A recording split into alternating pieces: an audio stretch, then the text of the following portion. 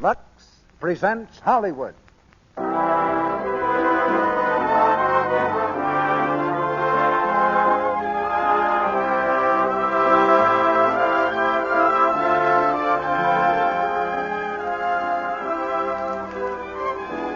The Lux Radio Theater brings you Bette Davis, Herbert Marshall, and James Stevenson in The Letter. Ladies and gentlemen, your producer, Mr. Cecil B. DeMille.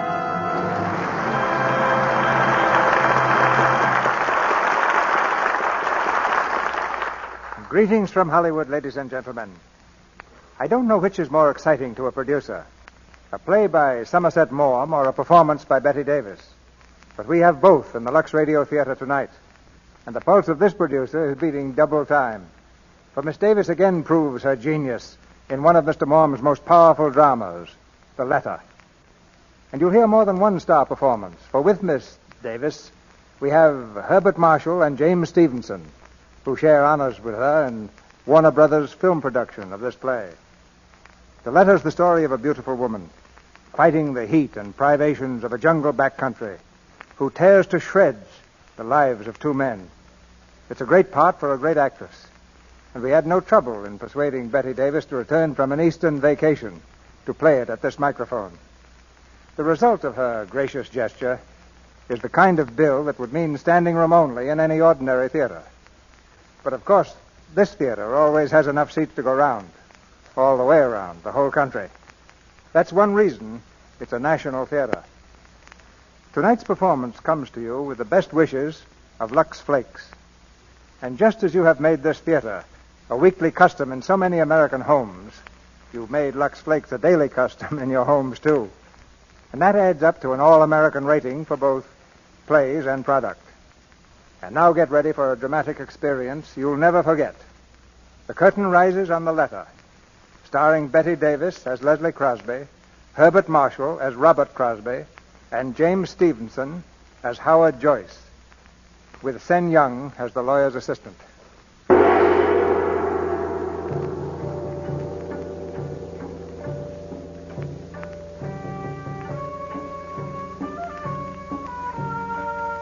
Just north of Singapore, on the Malay Peninsula, lie the great rubber plantations, kingdoms of commerce worked by native labor, ruled by a handful of white men. In the main bungalow on one of these plantations, a light burns dimly through shaded windows. The night is hot and humid. The soft breeze heavy with the scent of flowers. A clouded moon hangs low in the sky, filtering slowly through the trees, making patterns of shimmering silver on the ground. There is deep silence. Suddenly, the door of the bungalow is flung open.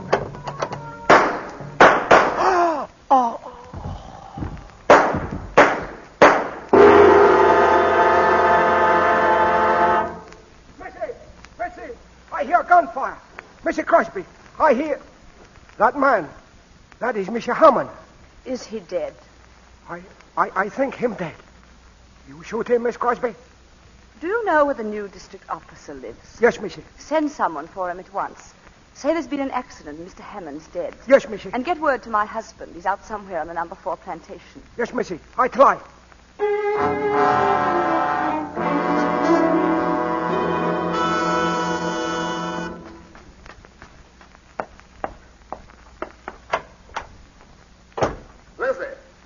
Leslie, where are you? Leslie, I'm here. Mr. Crosby? Huh? I'm John Withers, the new district officer. Where's Mrs. Crosby? She locked herself in the room. She wouldn't see me until you came. Excuse me. Leslie, let me in. Leslie, darling, it's Robert. Leslie, what's happened? Didn't they tell you? They said Hammond was killed. Is he still out there? I had your head boy remove the body to a shed. Leslie, what happened? Tell me. He tried to make love to me, and I shot him. Leslie. Oh, Robert, I'm so glad you've come. Well, darling. Hold me tight. I'm so frightened. There's nothing to be frightened about. It'll be all right. There, now, that's better. I'll try not to do that again. Mr. Withers, I hope you'll understand. I didn't want to see anyone until my husband came. Of course I understand, Mrs. Crosby. Howard, come in. I got your message in Singapore. Howard, how nice of you to come. Well, naturally, I'd want to be here if I can help. Oh, you will help, then. Of course I will. In every way I can. You're a dear. Mr. Withers, this is Mr. Howard Joyce, my attorney. How do you do? How do you do? How's Dorothy, Howard? Oh, she's very well and anxious to see you. Has her sister arrived from England? Adele? Yes. Charming girl. She came last week. Oh, Here. Here, you better be resting. I do feel dreadfully faint. Come and lie down, Donnie. I'll get you a drink. I'm sorry to be so tiresome. Nonsense. You're being very brave. She's bearing up wonderfully, Mr. Joyce. Yes. Yes, she is. How long have you been here? About an hour. One of the Crosby houseboys came to fetch me. Was Hammond dead? Oh, yes, he was just riddled with bullets. What? Here's the revolver. All 6 chambers are empty. Here, you two. You better have a drink yourselves. Thanks, but I'm afraid I shouldn't. I'm on sort of a duty, you know. I'll have one, Bob. Well, you feeling any better, Leslie? Oh, much better, thanks. Mrs. Crosby, I know it seems brutal, but I'm afraid it's my duty to, ask you some questions.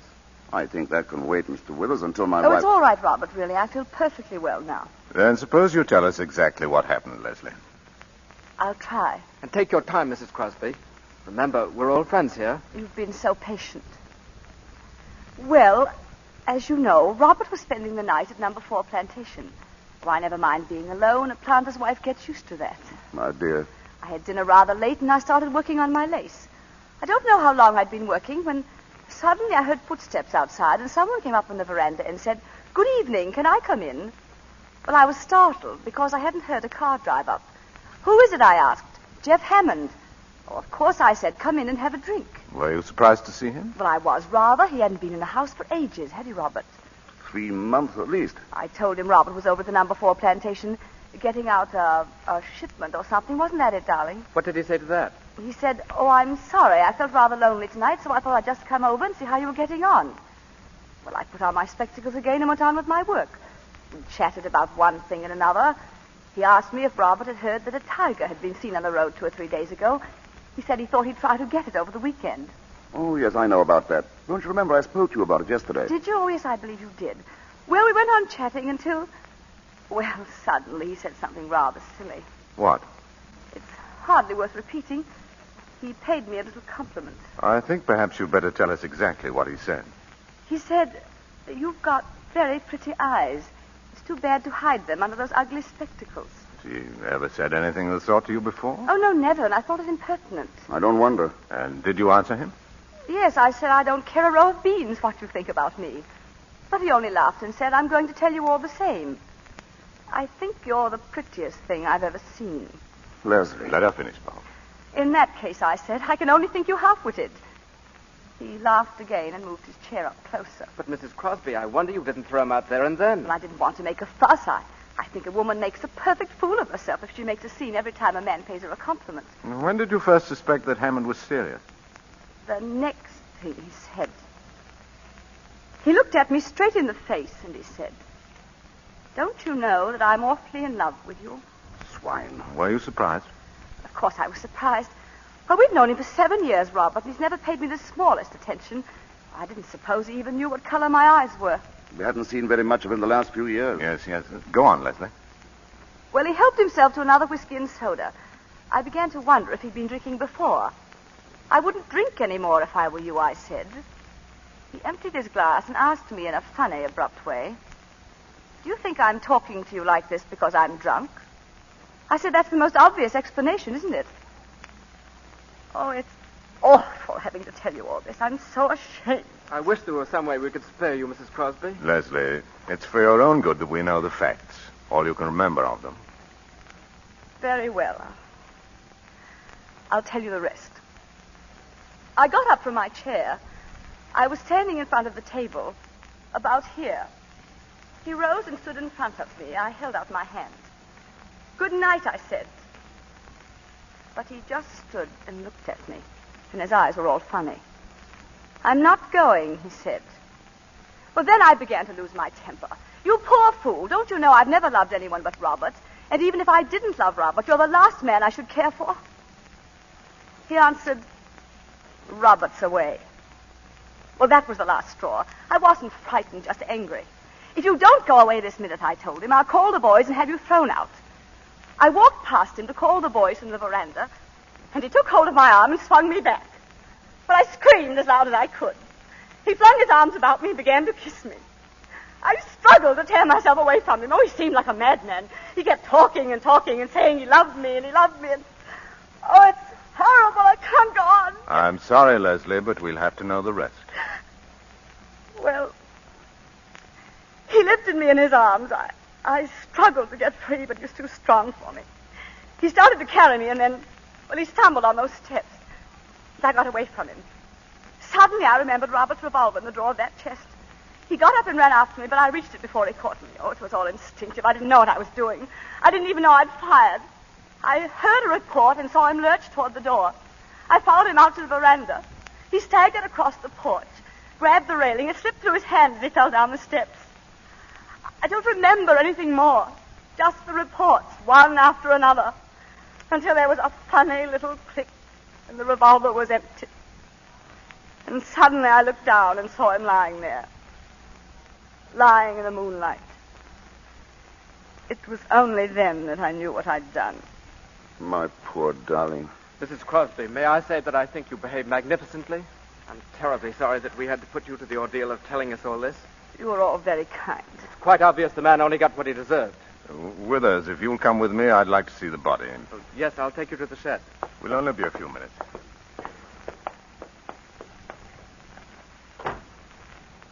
My poor child. Oh, Robert. What have I done? You've done what any woman would have done in your place. Only 9/10 on them wouldn't have had the courage. And yet I'd give almost anything if I could bring him back to life. It's so horrible to think that I killed him. Leslie. Why, there isn't a man or a woman in the colony who won't be proud to know you. Darling, we have been happy, haven't we? You've been the best wife a man could have. I'm grateful for all the time we've been together. Don't say it that way, darling. It sounds so in the past. Nonsense. We've got most of our lives ahead of us. Oh, if only there was something I could do to help you right now. You can love me. That's all I need. I've always loved you. Yes, but now. Leslie, darling, if I could love you any more, I would now. Robert.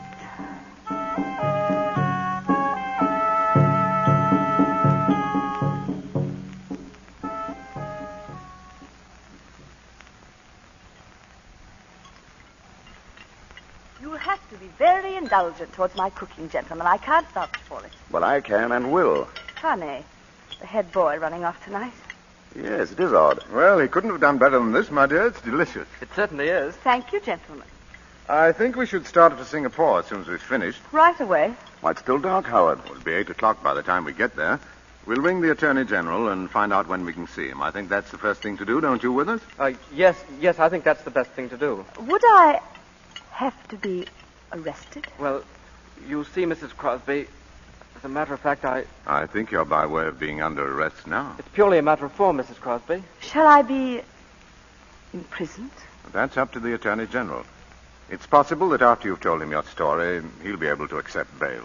He's a very good fellow. I'm sure he'll do everything he can. How do you mean, be able to accept bail? Well, my dear, it depends on what the charge is. What? What do you mean by that? I think it not unlikely that he'll say that only one charge is possible. And in that case, well, I'm afraid an application for bail would be useless. What charge? Murder. Leslie? Oh, I'm quite all right. More coffee, darling. No. As a matter of fact, if we're going to leave, I better put a few things together. Won't be long. Let me do it, Robert. Don't bother, dear. Oh, Leslie, Yes? there's just one question I'd like to ask you. Yes, what is it, Howard? When I was looking at Hammond's body, Oh. Yes? it seemed to me that some of the shots must have been fired after he was lying on the ground. I'm afraid it sounds very cold-blooded, but I was so terrified. I didn't know what I was doing. Everything was confused and blurred. Well, there, Leslie, I shouldn't have brought it up tonight. Put it out of your mind.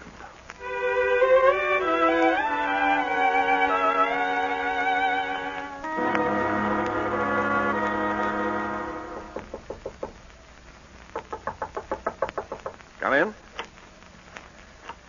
Well, Aung Chi Sing? Mr. Crosby to see you, sir. Oh, ask him to come in. Mr. Crosby? Thanks. Hello, Bob. Howard, how is she? Sit down, Bob. Have you seen her? If I can be of any assistance, sir, I shall remain within call. Not at the moment, Ong, thanks. Ong's been of great help on the case. He finds out everything. The perfect confidential clerk. I tried to catch you at the house. I had to see you, Howard. Well, you needn't hesitate about coming to the office, Bob. You know you're always welcome. How is everything? Everything's fine. In fact, Leslie's much better than you. She hasn't turned a hair. She's worth 10 of me. I don't mind confessing I'm all in. It's the first time we've been separated for more than a day since we were married. Oh, you mustn't let yourself go to pieces, Bob. I've tried to work, but it's no good. The estate can go to blazes for all I care. I hate the house and every tree on the place. And why not stay in town with us? Dorothy's for it, and so am I. Thanks, I think I will. I won't be so lonely. Oh, you better get some sleep and alter your planter's clothes before you see Leslie. You don't want her to have to cheer you up. She's a plucky woman. It's monstrous they should have kept her in that filthy prison all this time. They had no choice. Anyway, it's only a week now before the trial. The whole thing's a farce. Why subject her to the ordeal of a trial? Because she admitted killing a man in a civilized community, a trial's inevitable. She shot him as she would have shot a mad dog. You don't have to convince me, Bob. It's curious that Hammond was able to keep his life so hidden. That gambling house he owned, and especially the Eurasian woman. Could she be one of the witnesses? I shan't call her. I'll just produce evidence that Hammond was married to her. He managed to keep that marriage a secret, too. Oh, I know you're busy, Howard. I can't tell you how grateful I am. Oh, nonsense. Now stop worrying about the trial. That's your lawyer's job. Thanks, old man. I'll see you up at the house.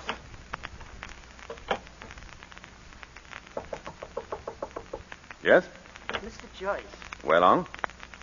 if you are not too busy, sir, might I trouble you for a few words in private conversation? No trouble at all, Ong. It has to do with the case of the Crown versus Crosby. Yes? A friend has brought me information, sir, that there is in existence a letter from the defendant to the unfortunate victim of the tragedy. Well, that's not surprising. In the course of 7 years, I've no doubt Mrs. Crosby often had occasion to write to Mr. Hammond. But the letter, sir, was written on the day of the late Mr. Hammond's death. Well? You will no doubt recall that Mrs. Crosby has stated that until the fatal night, she had had no communication with the deceased for several weeks. In my opinion, this letter indicates that her statement is not, in every respect, accurate. Have you seen the letter? I have with me a copy, sir. The original is in possession of a woman who happens to be the widow of Mr. Hammond, deceased. May I read it? Oh, certainly, sir. Of course, as I said, this is but a copy in my handwriting. You can understand it, sir? Perfectly. Ong, it's inconceivable that Mrs. Crosby should have written such a letter. May I suggest, sir, that it would be well to make sure, since my friend is of the opinion that the letter might be of some interest to the prosecutor. I'm obliged to, Ong. I'll give the matter my consideration. Very good, sir. Do you wish me to communicate that to my friend? Might be well if you kept in touch with him. Yes, sir. It might be very well.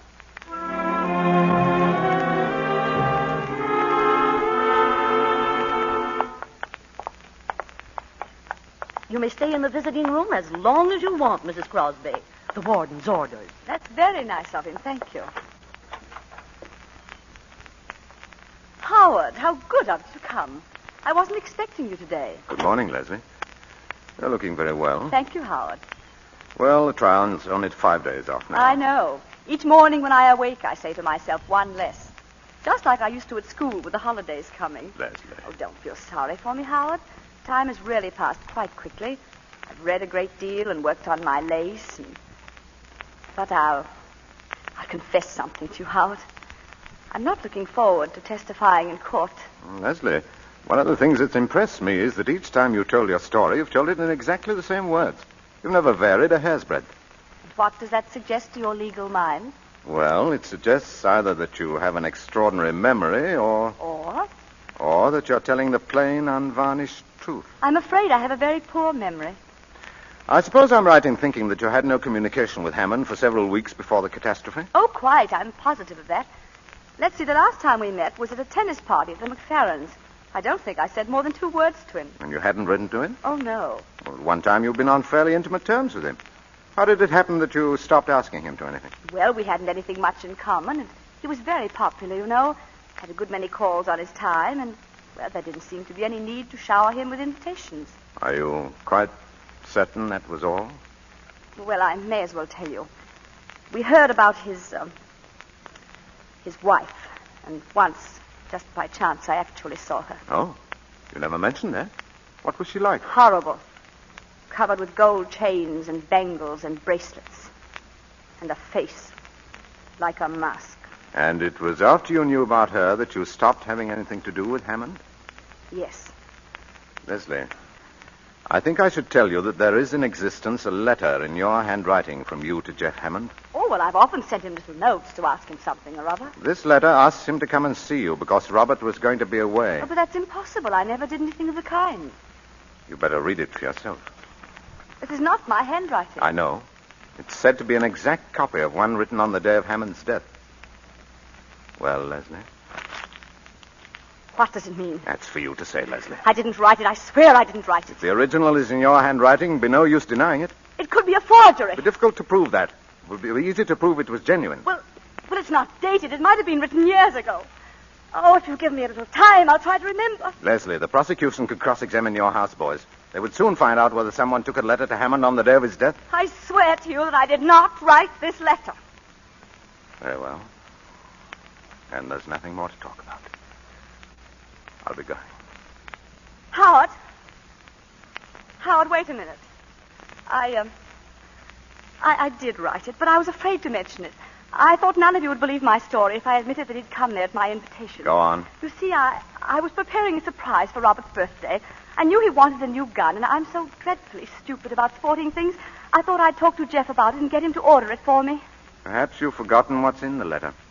Will you have another look at it? No, I don't want to. Then let me read it to you. Robert will be away. I absolutely must see you. I'm desperate, and if you don't come, I won't answer for the consequences. Don't drive up to the door. Leslie, I shall have to talk to you very plainly. I told Bob today that I was certain of your acquittal, and I didn't say that just to cheer him up. I don't believe the jury would have retired at all. But this letter alters the case completely. I won't tell you what I personally thought when I read the letter. The duty of counsel is to defend his client, not to convict her, even in his own mind. I don't want you to tell me anything but what is needed to save your neck. Oh. They can prove that Hammond came to your house at your urgent invitation. I don't know what else they can prove, but if the jury comes to the conclusion that you didn't kill Hammond in self-defense... Oh, no, they'll... Leslie! Matron, quickly! Yes, sir? Call nurse. Mrs. Crosby's ill.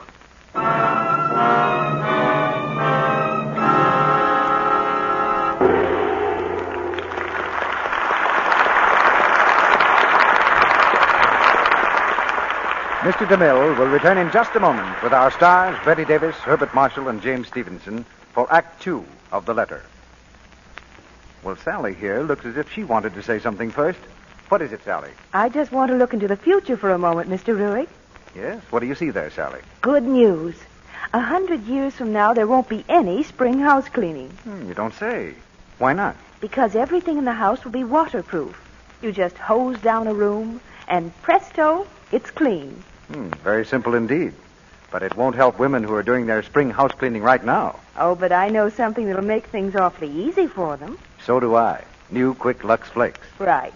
And I've heard loads of women say they've never seen anything like it. They love the way it bursts into suds at the touch of water. Yes, and it's amazing how rich those suds are, too. All fine, pure soap. No harmful alkali of any kind. And New Quick Lux goes so far. Yes, and it gives more suds, ounce for ounce, than any of 10 other soaps tested. And that's true even in hard water. It's thrifty.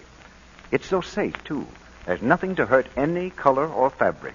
That's safe in water alone. It's wonderful how nice curtains and blankets and bedspreads look after a dip in New Quick Lux. And that goes for dozens of other things, too. Everything safe in water alone. Ladies, now that you're busy with your spring house cleaning, get the fast, easy help New Quick Lux gives. Ask your grocer for a thrifty big box of New Quick Lux Flakes tomorrow. It comes in the same familiar package at no extra cost. And here's more news. Right now, thousands of grocers are featuring New Quick Lux Flakes in their spring house cleaning sales. It's a grand time to stock up. Use New Quick Lux for all your soap and water tasks. To help keep your things new-looking longer, to save your hands. We pause now for station identification.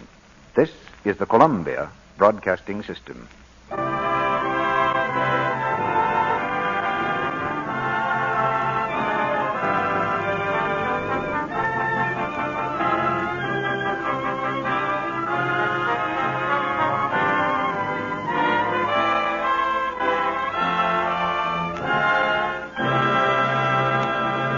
Act 2 of The Letter, starring Bette Davis as Leslie Crosby, Herbert Marshall as Robert Crosby, and James Stevenson as Howard Joyce.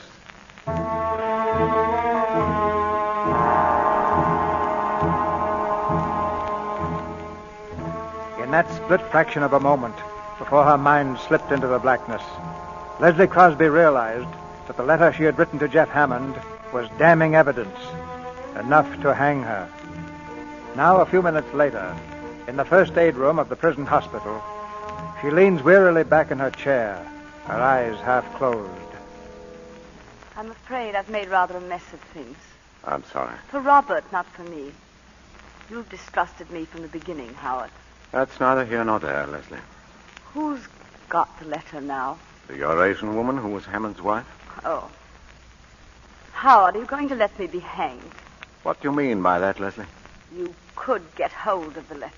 Do you think it's so easy to do away with unwelcome evidence? But surely nothing would have been said to you if the owner wasn't quite prepared to sell it.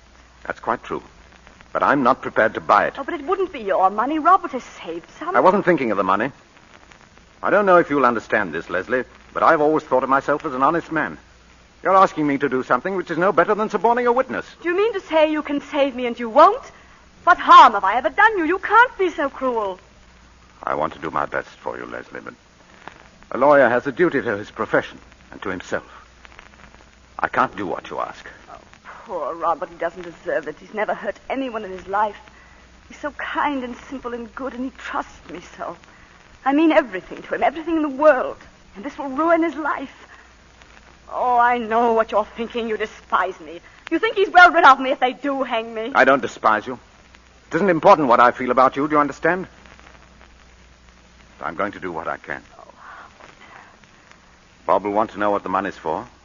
Will it be a very large sum? I imagine this woman has a pretty shrewd idea of the letter's value. You won't have to show Robert the letter, will you? I'll do everything possible to prevent him from seeing it.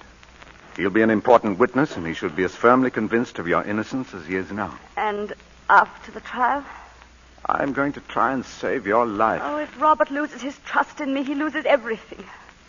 It's strange that a man can live with a woman for 10 years and not know the first thing about her.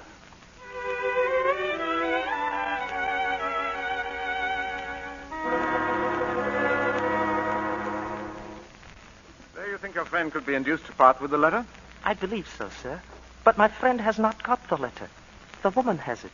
She did not know its value until my friend told her. What value did he put on it?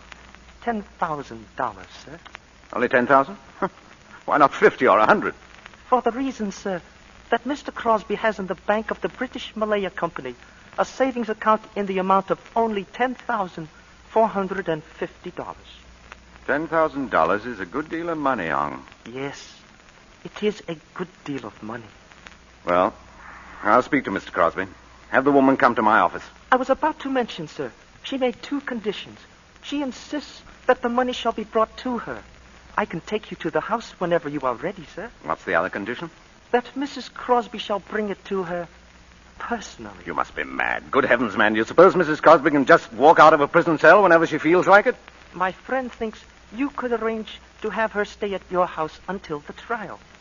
I believe the judge will permit it if you are responsible for her, sir. Ong Chi Seng. Yes, sir. What are you getting out of this? $2,000, sir. And the satisfaction of being of service to you and our client.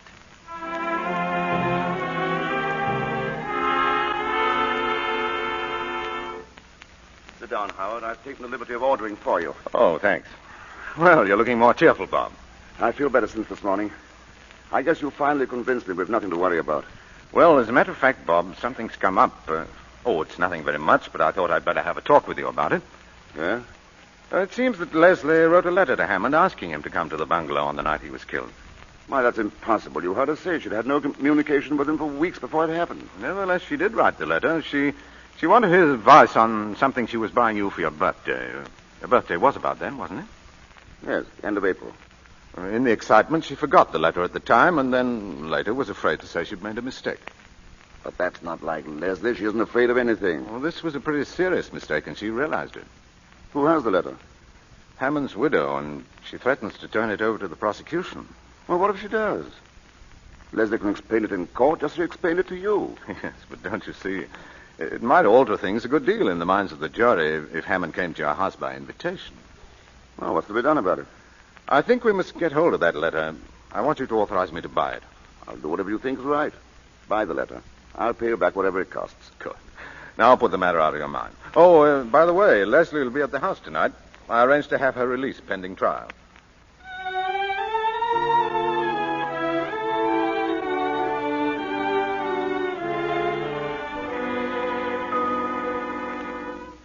Leslie, don't tell me that's the same lace I saw you working on at the McFerrins. How can you go so fast? Well, I haven't had anything else much to do this past month. What's it going to be? It's too fine for a tablecloth, surely. It's a coverlet for our bed. Dorothy, Leslie and I have some work to do this evening. Look here, Bob, why don't you take the girls to a picture? Well, it won't take all evening, will it, Ron? Well, there's a lot to go over. There's no use you three hanging around. You'd much better see a good film. Yes, darling, go ahead. It'll take your mind off tomorrow. I want you to. All right, then.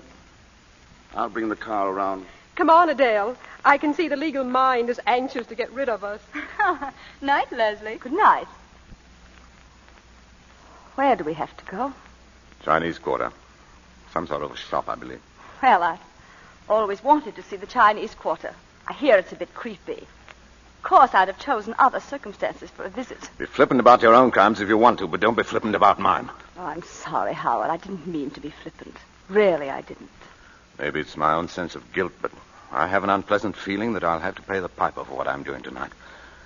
I'm jeopardizing my whole career, and I have to rely on your discretion. Whatever else I am, I'm not ungrateful. Oh, forget what I said. When did you first start doing that lace work, Leslie? Oh, a few years ago. How did you happen to take it up? Well, I wanted something to do, and it appealed to me. But it must take enormous concentration and patience. I find it soothing. You mean it takes your mind off other things? Is that a legal question? You're not an ordinary client, Leslie. You've been watching me, Howard. I felt it all evening. Trying to read my thoughts. I'm trying to understand you. Why? Because I'm so evil. That's it, isn't it? Some time ago, I saw a volcano erupt. An island south of here, Guadi. It had been dormant for years, and then suddenly the crest blew off. It was terrifying and beautiful. Fire turned the sea and sky crimson, and 3 villages melted into ashes. It's time we were starting. Ong Chi Seng will be waiting for us.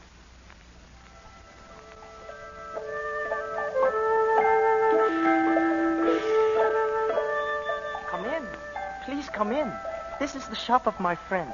If you will wait here, I will return in just a moment. Let's not be too long about it, Ong. I will speak to the lady at once, sir. Well, they seem to have a little of everything to sell here. Most of these shops do. That looks like good jade. And this dagger. See the workmanship on the ivory handle.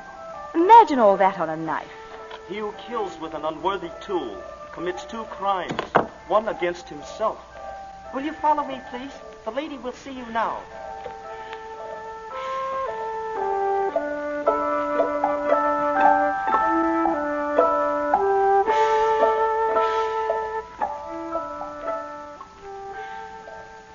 Where is she? You said she'd be here.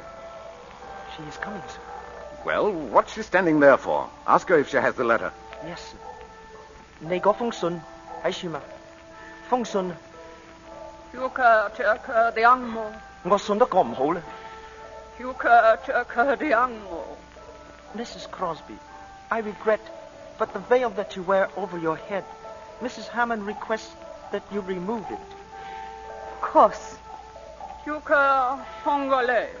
Mrs. Crosby, Mrs. Hammond has a further request. She wishes you to walk over to her. Now, look here. Tell her this is it's enough. all right, Howard. I don't mind.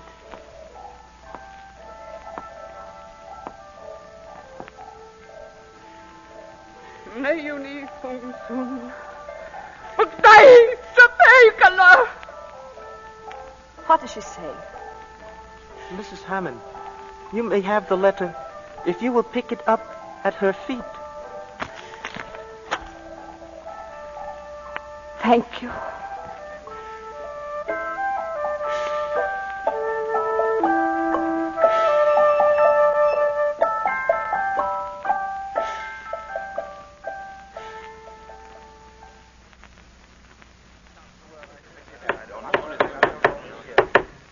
Gentlemen of the jury, have you agreed upon a verdict? We have, Your Honor. The prisoner will please rise and look upon the jury. You find the prisoner at the bar, Leslie Crosby, guilty or not guilty? We find the defendant not guilty.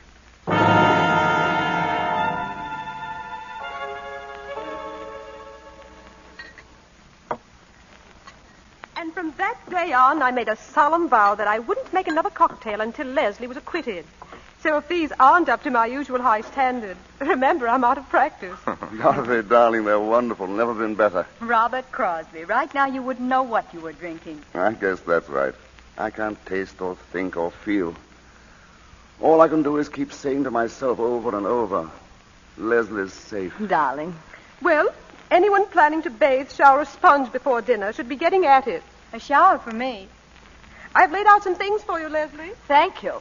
Darling, I'm going to tidy myself up a bit. No, don't go, Leslie. Why shan't be a minute? There's something I particularly want to talk to you about. And, Howard, I want to see you, too. I want your legal opinion. Oh, you do? What's up? Well, I want to get Leslie away from here as quickly as possible. I think a bit of a holiday do you both good. No, I mean for good. But how could we? Can't very well throw up your job. But I've got something in view that's much better. It's in Sumatra. We'd be away from everybody, and the only people around us would be Dutch. We'd start a new life. The only thing is that you'll be awfully lonely, darling, at the start. Oh, I wouldn't mind that. I'd like to go, Robert. I don't want to stay here. That settles it, then. I'll go straight ahead and we can fix things up at once. Is the money as good as here? I hope it'll be better. At all events, I'll be working for myself and not for a company in London. What do you mean? Why should I go on sweating my life out for other people? This plantation belongs to a Malacca Chinese planter who's in financial difficulties, and he's willing to let it go for $30,000. If you can get the money the day after tomorrow. How on earth are you going to raise $30,000? Well, I've saved about 10, and the bank is willing to let me have the balance on mortgage. Robert, darling, I shouldn't like you to take such a risk on my account. I'll be perfectly all right here. Really, I shall. Nonsense, darling. You just said you wanted to go. No, but I'm not sure it wouldn't be a mistake to run away. Everyone's been so kind, and they'll all help to make it easy for us. I think the thing to do is to stick it out here. Well, anyhow, it's not a thing you want to rush into. Let's wait and see. Why should I wait? It's a good thing, and I don't want to lose it. Look, I've got all the papers in my briefcase. I'll go and get them, and you can see for yourself. And I have a couple of photographs of the bungalow to show Leslie. I don't want to see them. Please, Robert. Oh, come, darling. That's just nerves. That shows how necessary it is for you to get away. But, Robert... Leslie, darling, in this case, you must let me have my own way. I won't be a minute. Howard, what are you going to do? What can I do? Oh, don't tell him now. I can't bear any more. You heard what he said? Wants the money at once to buy the estate. Can't. He hasn't got it. Give me a little time. I can pay it back. Leslie, I can't afford to let you have a sum like that. I've mortgaged everything I own. I was glad to advance it, but I can't. Where is the letter? I have it in my pocket. Oh, it will break his heart. What shall I do? I don't know, Leslie. If I tell him, he'll want to see the letter, of course. Here we are. He's coming. What shall I do, Leslie? It's up to you. Well? Tell him. Tell him and have done with it.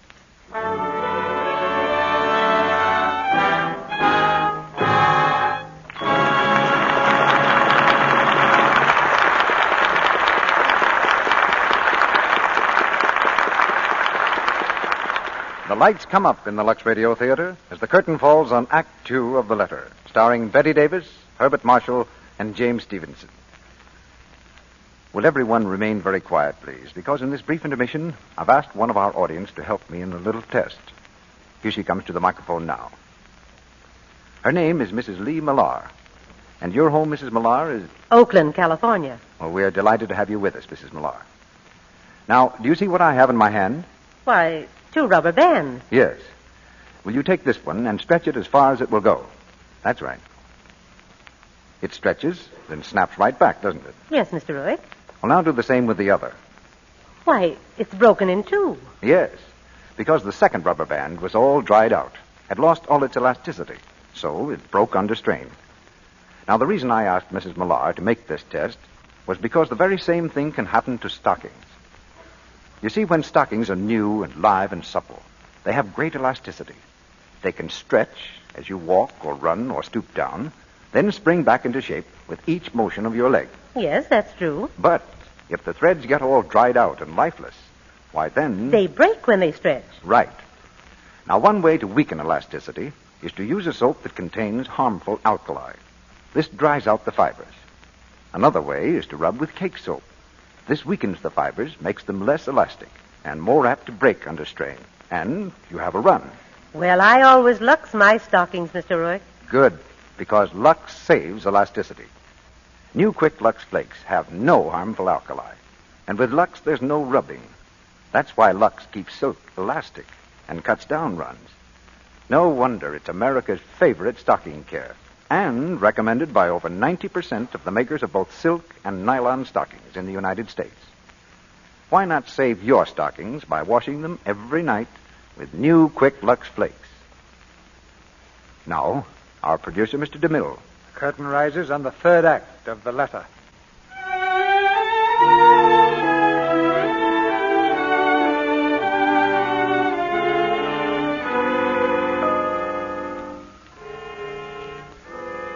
Robert Crosby has returned to the room, his thoughts full of plans for the purchase of the new plantation.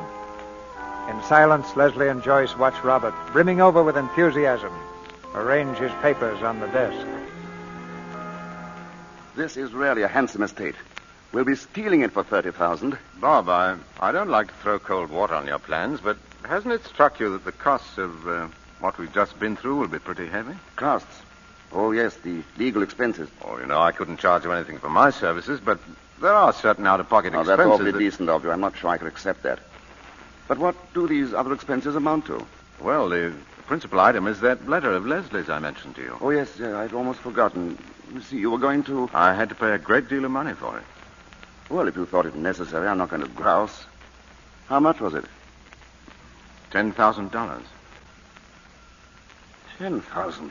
Well, you must have been mad. You may be quite sure I wouldn't have given that if I could have got it for less. Well, that's every cent I have in the world.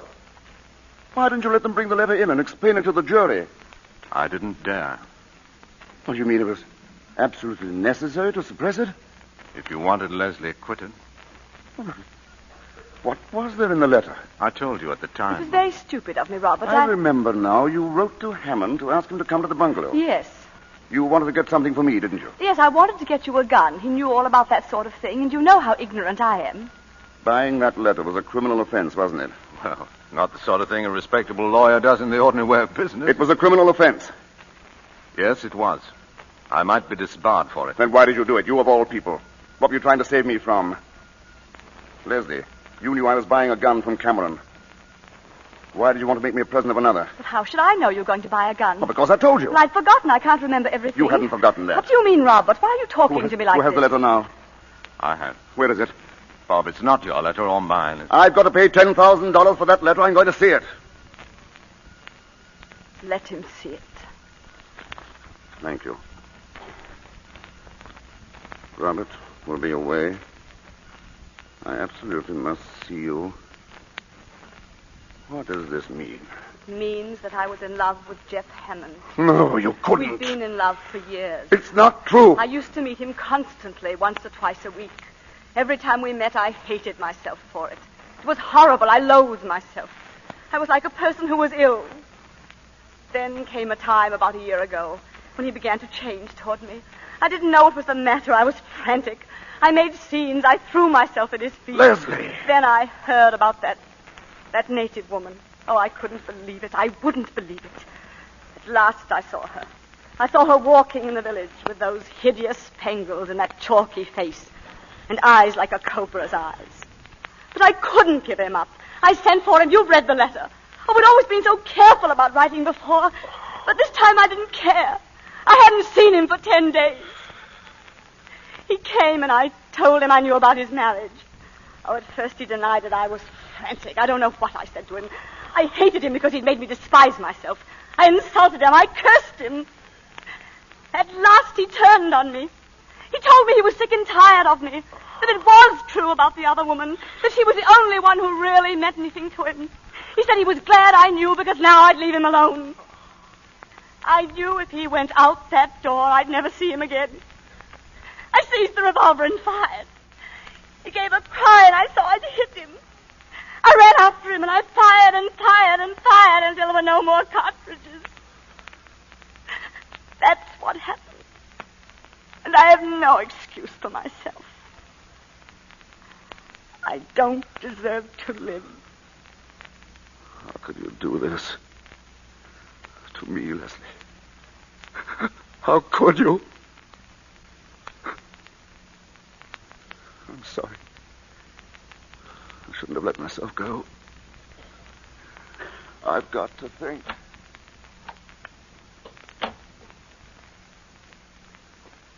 Leslie. Well? He's going to forgive you. Yes. He's going to forgive me.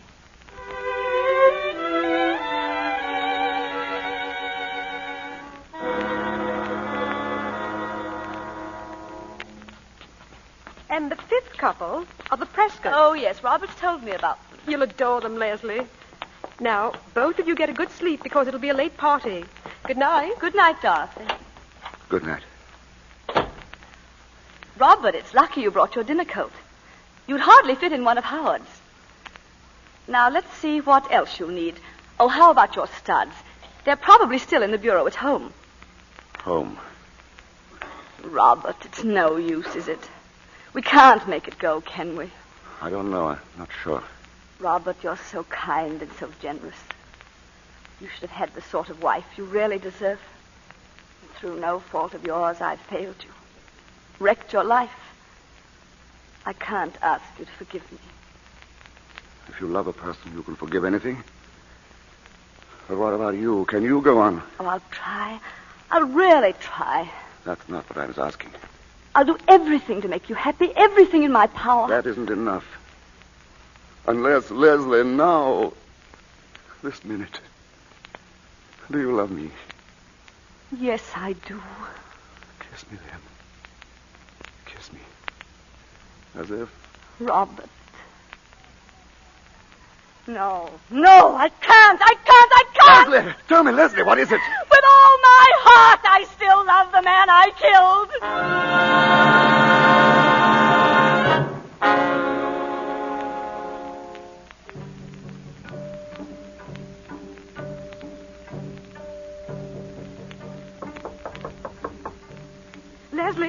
Leslie, let me in. My dear, they're all waiting for you. This is your party, you know. I'm sorry, Dorothy. I took rather long to dress. Leslie, isn't that your lace work? Yes. Were you working on it just now? A little. I'm anxious to finish it. Leslie, please come downstairs. Of course, dear. In a few minutes. Very well. When did you first start doing that lace work, Leslie? I find it soothing. You mean it takes your mind off other things? I couldn't give him up. I sent for him. At last he turned on me. He was sick and tired of me. She was the only one who meant anything to him. She was the only one. I hardly know what happened. I seized the revolver and fired until there were no more cartridges. I have no excuse for myself. I don't deserve to live. I don't deserve to... Who's out there? Who is it?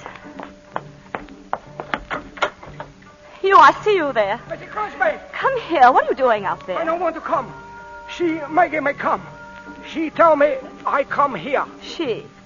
Mrs. Hammond. Yo, Missy Hammond. She tell me I come here. Bling dagger. Leave it outside window. Yes. Dagger, Missy. She say, bling dagger to you. She's here, then. Miss Hammond on path by gate. You no go in garden, Miss Crosby. She kill you. She wait there. That is what dagger mean. She kill you, you go in garden. Missy, you know tell police I come. You know tell police I come. You know tell police I come. Dagger, see the workmanship on the ivory handle. Imagine all that on a knife. He who kills with an unworthy tool commits 2 crimes. One against himself. I don't deserve to live. I don't deserve to live. I don't deserve to live. Leslie! Leslie? Yes. You've got to do something about Bob. He's behaving very strangely. What is it? I don't know. First I thought he was drunk, but it's worse than that. I'll be right down. But where will you ship from, Crosby? Oh, it's near a good harbor, only 5-6 miles away.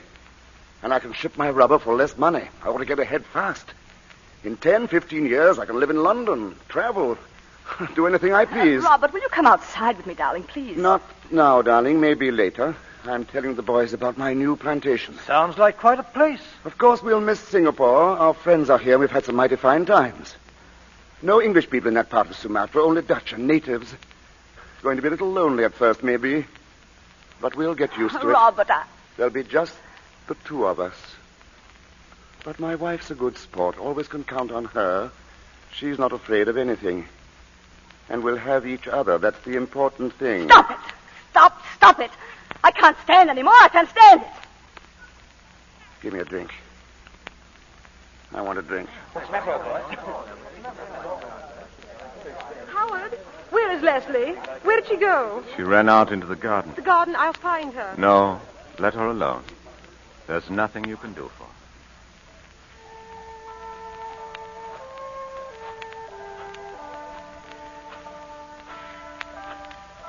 You no go in garden. She kill you. You no go in garden, Missy. See the workmanship on the ivory handle. She kill you. I couldn't give him up. I sent for him. Robert will be away. I absolutely must see you. I couldn't give him up. What does this mean? It means that I was in love with Jeff Hammond. It's not true. It means I was in love with Jeff Hammond. No. We've been in love for years. We've been in love for years. We've been in love for years. Miss Crosby, go back! Go back! Oh! You kill her. You kill her. Heard I say. Who is that? Don't move! Oh, police! Police! Don't move, I will shoot!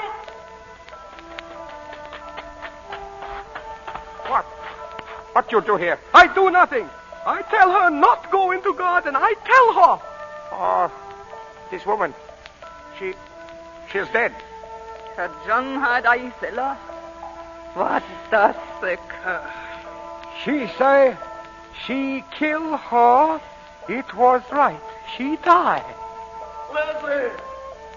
Leslie! Leslie!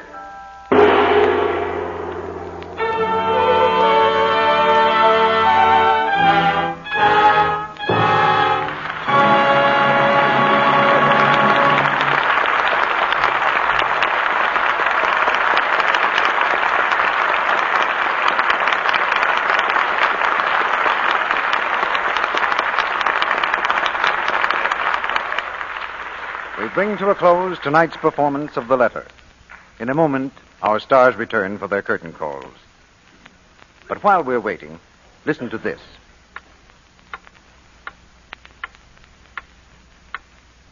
Hear that clock? Morning, noon, and night. 3 times a day, 7 days a week, the dishes have to be washed. You can't get around it. But you can make it pleasanter, the way thousands of women have. That's with new, quick Lux Flakes. It helps do away with one of the things women hate most about dishwashing, the red, rough housework look it gives your hands.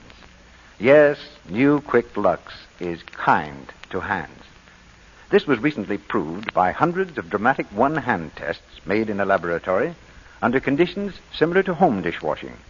5 different soaps frequently used for dishwashing, including Lux, were tested. 3 times a day, for weeks, hundreds of women dipped one hand in Lux suds, the other in suds from another soap. The results were amazing. The Lux hands looked so much softer and smoother than the other hands. Now you know that lovely hands are such an important part of a woman's charm. You want yours to stay soft and smooth, of course. So why not try new Quick Lux Flakes in your dishpan tomorrow? Will you do that? It's in the same familiar box, and it costs you no more. It's fast, thrifty, and so kind to your hands. Here's Mr. DeMille with our stars. Back for a curtain call come the stars of the letter. Bette Davis, Herbert Marshall, and James Stevenson. Mr. DeMille, I know Herbert Marshall and James Stevenson joined me in thanking every member of the fine cast which appeared with us tonight. And so do we. Tell me, how was your vacation, Betty? Oh, I always have a wonderful time in New Hampshire. We've been reading about the big celebration they had at the premiere of your new picture, The Great Lie, at Littleton. Your birthday, too, wasn't it, Betty? Yes, Jimmy. We were trying to raise some money for a local charity, and Warner Brothers very kindly came through with the premiere of The Great Lie to help us raise the money. After that birthday party, Hollywood must seem like a ghost town. Well, it seems restful for the first time. I've enjoyed very much coming back to the Lux Radio Theater tonight, Mr. DeMille, and I'd like to know what you plan for next week. Next week's play, Betty, is the delightful comedy, Wife, Husband, and Friend. And who's in the cast, Mr. DeMille? We're going to have George Brent, Priscilla Lane, and Gail Patrick. You'll hear George Brent as a perfectly normal businessman whose wife, played by Priscilla Lane, is ambitious to become an opera singer. The solution to this domestic problem comes in a surprise twist that made the 20th Century Fox picture a hit on the screen and gives us a gay and exciting prospect for next Monday night. That's a show I certainly don't want to miss, T.B. Good night. Good night. Good night. You've written your names in red letters here tonight.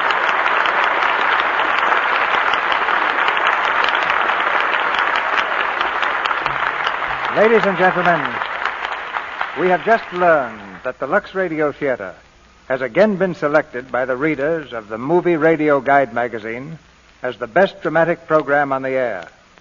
It's the third consecutive year that this theater has received the Movie Radio Guide Award. And to all who participated in the poll, we express the gratitude of our sponsors and of the entire staff of this theater.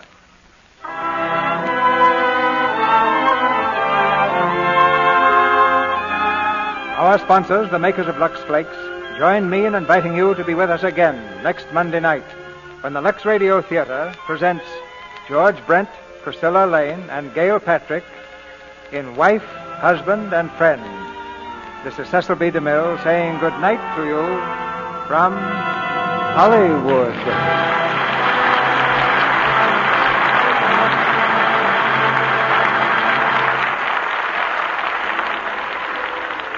Herbert Marshall will soon be seen in the Columbia picture Adventure in Washington. James Stevenson appeared through the courtesy of Warner Brothers Studio and will soon be seen in their production of Shining Victory. Now, an important announcement. As you know, many localities switch to daylight saving time next Sunday. If your community is one of those changing to daylight saving time, you will hear this program at the usual hour. If your community remains on standard time, tune in 1 hour earlier. Check your newspaper or radio magazine for the correct time.